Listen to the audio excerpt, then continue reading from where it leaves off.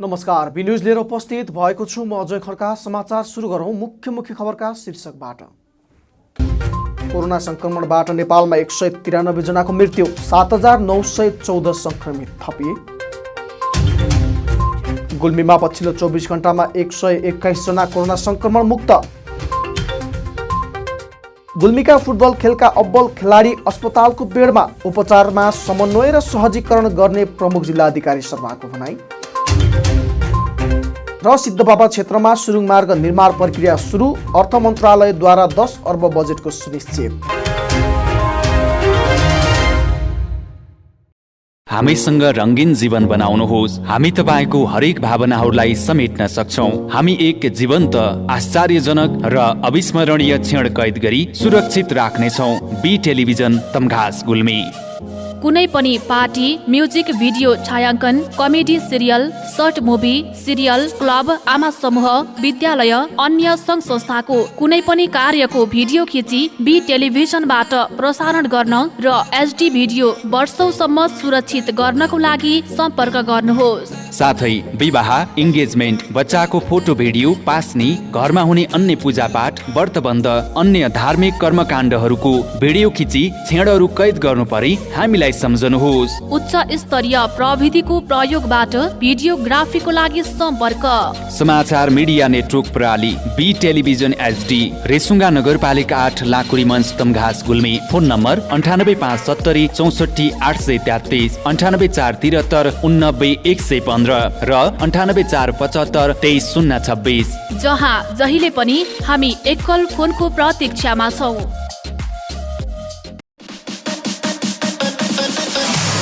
तमघासमा तपाईहरूले पारिवारिक वातावरणमा स्वादिष्ट ताजा नास्ताका परिकारको साथमा रमाउने ठाउँ खोजिरहनु भएको छ? यदि त्यसो हो भने आउनुहोस् तमघासको पुतली बजारमा रहेको द स्टार फ्यामिली रेस्टुरेन्टमा, जहाँ तपाईँले पाउनुहुनेछ मोमो आइटममा chicken momo, mutton momo, paneer momo, steam momo, झोल मोमो, फ्राई मोमो, चिल्ली मोमो।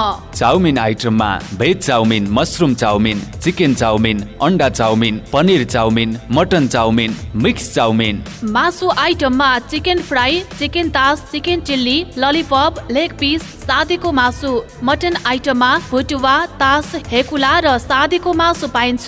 साथै चिसो तातोको साथमा चिया, कफी, लस्सी अनि फिङ्गर चिप्स, ससेज आइटम पाइनुका साथै तपाईको अर्डर अनुसार हरेक प्रकारका नास्ताको परिकार तयार गरिन्छ। बर्थडे पार्टी, मिटिङको लागि डिलक्स रुमको पनि व्यवस्था छ। साथै हामी कहाँ हुक्का आइटमहरू पनि पाइन्छ। सम्पर्क the star family restaurant, Resunga नगरपालिका 1, Putali Bazar, Tamghas, Gulmi. Proprietor Ramprasad Pandey. Mobile number 98471 057 66 र 98698 32 309। एक पटक सेवा गर्ने मौका अवश्य दिनुहोस्। गजबको अफरको साथमा तमघासमा रहेको लक्ष्मण मोबाइल हाउस तपाईको सेवामा। जिल्ला प्रशासन कार्यालय गुल्मीको ठिक अगाडि रहेको लक्ष्मण मोबाइल हाउसमा iPhone, Samsung, Mi, Oppo, Vivo, Infinix, Realme, Lava, OnePlus कम्पनीका सबै प्रकारका मोबाइल सेट पाइन्छ। साथै आइफोन, स्यामसुङ, ओप्पो लगायतका मोबाइल अनलक गरिन्छ भने सबै कम्पनीका मोबाइल सेट मर्मत गरिन्छ। कुनै पनि ठाउँमा नबनेका मोबाइल सेट लिएर आउनुहोस्, ग्यारेन्टीको साथ बनाइदिन्छौ। साथमा मोबाइल एक्सचेन्ज अफर। तपाईको पुरानो मोबाइल लिएर आउनुहोस्, नयाँ मोबाइल लैजानुहोस्। मोबाइलको गिम्बल, एउटै सिमबाट 30 वाइफाई दिन मिल्ने router, TikTok ring light, pin mic, Panasonic mic, दारी फाल्ने मेसिन, राइस कुकर लगायत सम्पूर्ण इलेक्ट्रोनिक सामानहरू सुपथ मूल्यमा पाइन्छ। सम्पूर्ण मोबाइलको एकमात्र भर पर्दो ठाउँ लक्ष्मण मोबाइल हाउस, रेसुङ्गा नगरपालिका 8, तमघास, गुल्मी। जिल्ला प्रशासन कार्यालयको ठिक अगाडि। Proprietor Laxman Phuldel. Phone number 079 520 628 र 98 470 041 00। अब समाचार विस्तारमा। पछिल्लो 24 घण्टामा नेपालमा 193 जनाको मृत्यु भएको छ भने 7914 जना संक्रमण पुष्टि भएको छ। देशभरका प्रयोगशालामा 18,965 जनाको PCR टेस्ट गर्दा 7,598 जना र 931 जनाको एन्टिजेन टेस्ट गर्दा 316 जनामा संक्रमण पुष्टि भएको स्वास्थ्य तथा जनसङ्ख्या मन्त्रालयले जनाएको छ। नयाँ संक्रमित मध्ये 2,821 जना काठमाडौँ उपत्यकामा छन्, जसमा काठमाडौँका 1,781, ललितपुरका 694 र भक्तपुरका 366 जना छन्। पछिल्लो 24 घण्टामा 7,664 जना कोरोना संक्रमण मुक्त भएको मन्त्रालयले जनाएको छ। गुल्मी जिल्लामा पछिल्लो 24 घण्टामा 121 जनामा कोरोना भाइरस संक्रमणको पुष्टि भएको छ। यो सँगै जिल्लामा कुल 714 जना कोरोना जितेर घर फर्किएको स्वास्थ्य कार्यालय गुल्मीले जनाएको छ। जिल्लामा पछिल्लो 24 घण्टामा 58 जनामा कोरोना भाइरसको संक्रमण पुष्टि भएको छ। पछिल्लो 24 घण्टामा थप 2 जनाको ज्यान गएको छ। रुरु क्षेत्र गाउँपालिकाकी 45 वर्षीय महिला र गुल्मी दरबार गाउँपालिकाका 42 वर्षीय पुरुषको कोरोना भाइरस संक्रमणका कारण ज्यान गएको हो। यो सँगै दोस्रो लहर सुरु भएपछि कोरोना भाइरस संक्रमणका कारण गुल्मीका 66 जनाले ज्यान गुमाएका छन्। गुल्मी जिल्लाका एक फुटबल खेलाडी मोहन तरामुको उपचारका लागि सहयोगको अपिल भएको छ।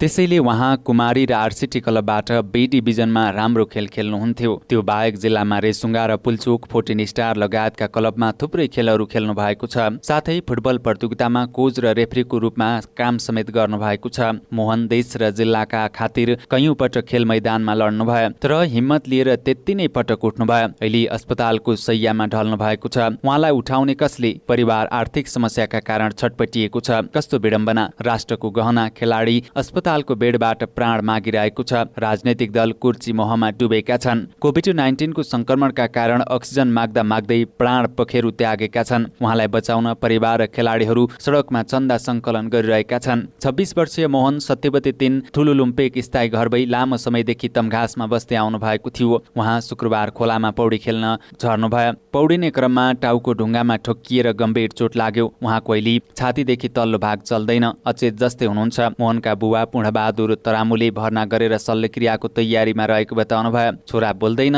अस्पताल भर्ना गरेर शल्यक्रियाको लागि रकम मागेको छ। उहाँले भन्नुभयो, पैसा जुटाउन नसकेर केही भन्न सकेको छैन। बेडबाट उठेर मोहनले मैदानमा फेरि गोल हानेको देख्न अहिले सबैले सहयोग गर्नुको विकल्प छैन। अर्का फुटबल खेलाडी सागर आलेले खेलाडी मैदानको गोटी मात्रै भएको प्रतिक्रिया दिनुभयो। खेलाडी घाइते भएर ढल्यो, उपचार गर्न चन्दा उठाउनु पर्ने, कस्तो विडम्बना! उहाँले खेलाडी खेल मैदानको लागि मात्रै भई भन्नुभयो। नेपाल पत्रकार महासंघ गुल्मीले मोहनको लागि 25,000 आर्थिक सहयोग गरेर सबैलाई उपचारमा सहयोग गर्न आह्वान गरेको छ। महासंघले खेलाडीको सम्पूर्ण उपचार सरकारले गर्न ध्यान आकर्षण गराएको छ।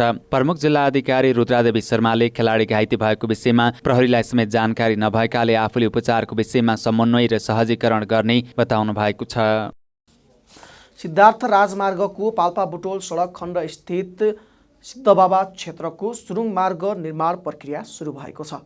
लामो समयदेखि सुरुङ मार्ग बन्ने चर्चाका बीच सुरुङ मार्ग बनाउन आइतबार टेन्डर आह्वान गरिएको हो। वर्षात र हिउँदमा समेत पहिरो खसेर छेद विच्छेद बनेको सिद्धार्थ राजमार्ग अन्तर्गतको तानसेन बटुल सडक खण्डको सिद्धबाबा क्षेत्रमा 1 किलोमिटर बढी सुरुङ मार्ग बनाउन टेन्डर आह्वान भएको हो। संघीय सरकार अन्तर्गत आइतबार भौतिक पूर्वाधार विकास मन्त्रालयले सुरुङ निर्माणको लागि 30 दिनको म्याद राखेर ग्लोबल टेन्डर आह्वान गरेको जनाएको छ। अर्थ मन्त्रालयले 10 अर्ब बजेटको सुनिश्चितता दिएकाले टेन्डर प्रक्रिया अगाडि बढाइएको सडक विभागका उपमहानिर्देशक विजय जयसीले बताउनुभयो। ग्लोबल टेन्डर मार्फत 5 वर्षभित्र काम सक्ने गरेर सूचना प्रकाशित गरिएको छ। सडक विभागका अनुसार सुरुङ मार्ग पाल्पाको सिद्धबाबा मन्दिरको उत्तरतर्फको चिडिया खोलाको छेउबाट सुरु हुने बताइएको छ। चिडिया खोला खोजबाट सुरु हुने सुरुङ दोबान नजिकै रामापिथेक्स पार्क उत्तरतर्फ निस्कनेछ। यो करिब 1100 मिटरको हुनेछ। सिद्धबाबा क्षेत्रमा सुरुङ मार्ग निर्माण गर्न आफूले धेरै प्रयत्न गरेको र आइतबार टेन्डर भएकोमा पाल्पा क्षेत्र नम्बर 2 का सांसद सोमप्रसाद पाण्डेले खुसी व्यक्त गर्नुभयो।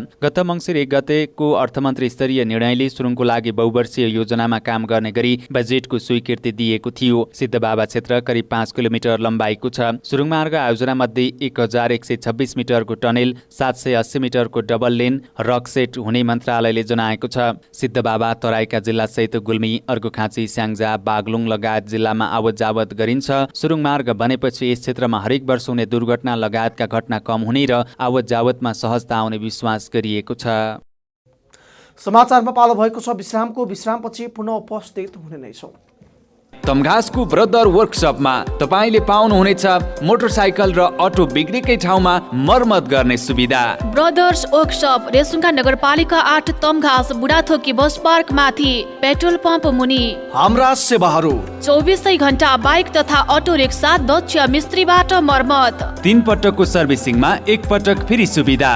बाइक तथा अटो वासिङको सुविधा।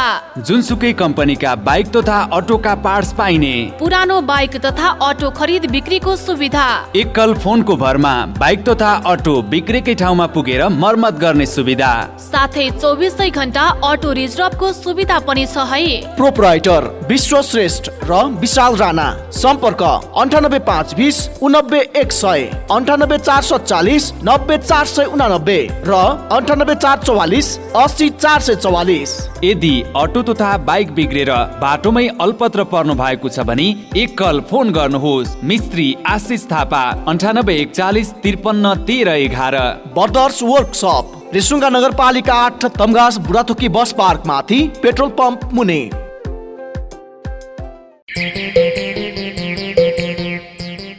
ओहो मित्र, आज त पैसाको बाहरै बाहर छ त। होइन, बाइक किन्ने भनेको पैसा नै पुगेन यार। नयाँ होइन तर नयाँ भन्दा कम्पनी छैन।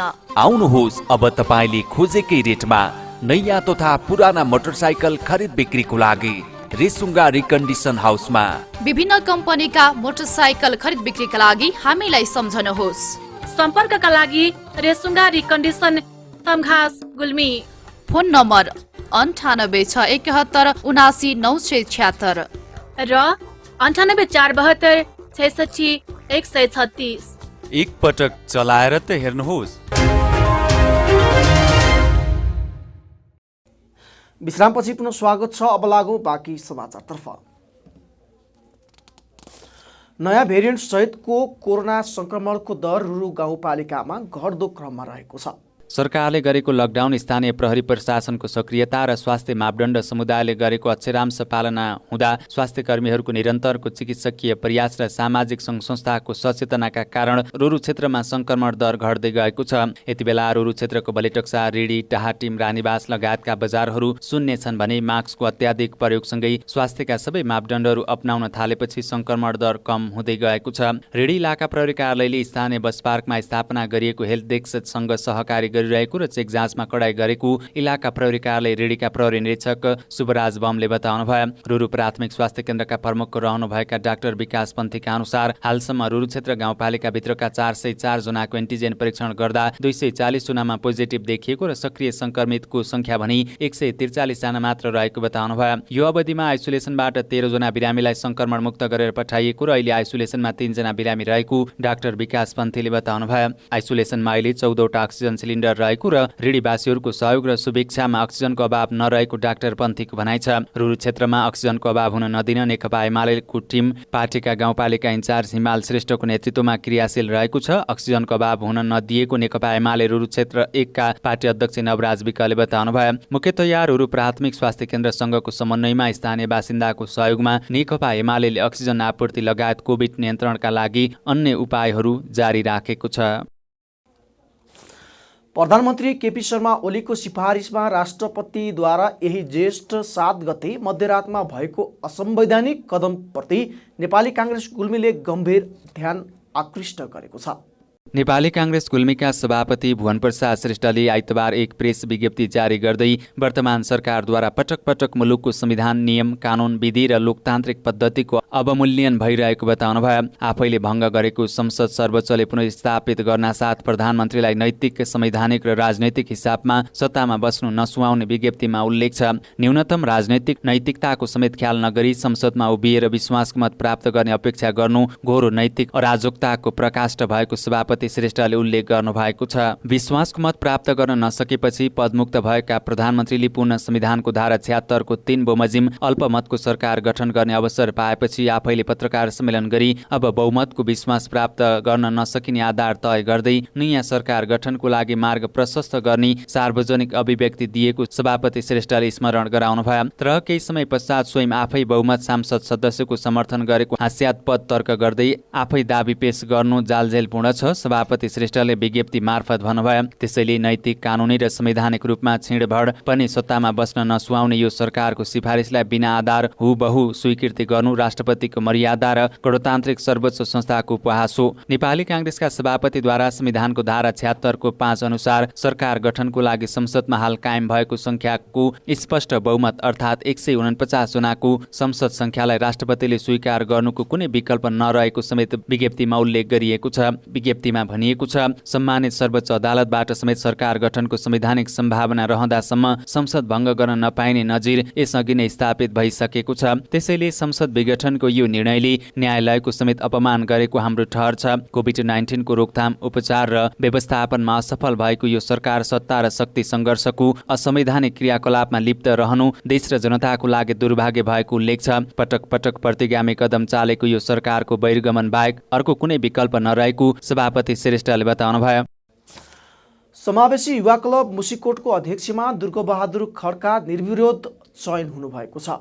2073 सालमा गुल्मीको मुसिकोट 3 जलुकेमा स्थापना भएको समावेशी बाल क्लब परिमार्जन भई समाजसेवी युवा क्लब मुसिकोट गुल्मीमा रूपान्तरण भएको छ। संस्थापक सदस्यको अनलाइन बैठकबाट क्लबका वरिष्ठ सल्लाहकार दुर्गाबहादुर खड्कालाई समावेशी युवा क्लब मुसिकोट गुल्मीको अध्यक्षमा निर्विरोध चयन गरिएको छ। उक्त समावेशी बाल क्लब 2076 सालमा स्थापना भई समाजमा सकारात्मक काम गर्दै आएको र अब थप नयाँ योजनाका साथ बाल क्लबलाई परिमार्जन गरी युवा क्लब बनाइएको क्लबले जनाएको छ। आइतबार युवा क्लब को अध्यक्ष मात्र चयन गरिएको र अन्य आवश्यक कार्य समिति चयन गर्दै जाने नवनियुक्त अध्यक्ष खड्कालाई दिएको र सदस्यमा बसेर काम गर्न चाहेमा मुसिकोट नगरपालिका वडा नम्बर 3 भित्र रहनेलाई क्लबमा सदस्यता दिने अध्यक्ष खड्काले बताउनुभयो। क्लबलाई चाँडै नगरस्तरीय बनाउने योजना रहेको र योजना सफल हुँदा मुसिकोट नगरपालिकालाई फाइदा हुने भएकाले अध्यक्ष खड्काले क्लबमा जोडिन आग्रह गर्नुभएको छ।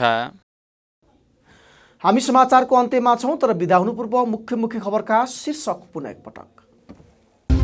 कोरोना संक्रमणबाट नेपालमा 193 जनाको मृत्यु, 7914 संक्रमित थपिए। गुल्मीमा पछिल्लो 24 घण्टामा 121 जना कोरोना संक्रमण मुक्त।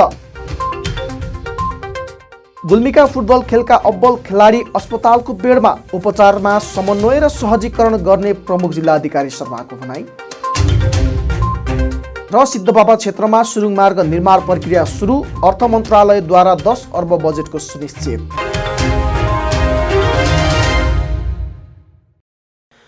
हवस् त अहिलेलाई बी न्युज यति नै। अर्को न्युजमा पुनः उपस्थित हुने नै छौँ। तबसम्मका लागि बिदा दिनुहोस्। हेर्दै गर्नुहोला बी टेलिभिजन एचडी। नमस्ते।